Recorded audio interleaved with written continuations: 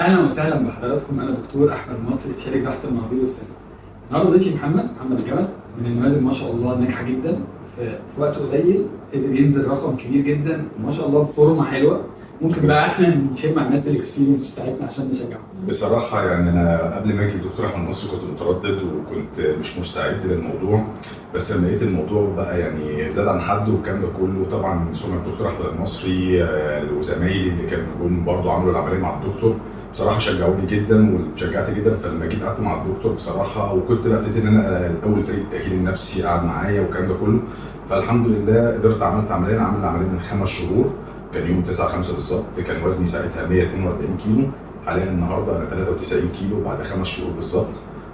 بس 93 وصوتك ما شاء الله 190. وطولي 190 أيوة. ما شاء الله يعني وزن حلو جدا. هو طبعا لسه هو على فكره هو عنده بلان مختلفه شويه. هو هيخس اكتر ويبيلد ماسل اكتر، وتش ده اللي كنا بنتكلم عليه، انه احسن فورم في الدنيا انك مش بس تنزل من الدهون، انك تنزل دهون وتعوض بعضلات. مظبوط، صح جدا على الموضوع صح. طبعا انا بدات الفتره اللي فاتت دي تدريبات، وبدات ان انا ارجع اجري واتمرن. وبصراحه العمليه كمان مش بس ان هي موضوع خسيه وبس، لا هي لايف ستايل سوري. بتغير نظام حياتك في الاكل وفي الشرب والكلام ده كله.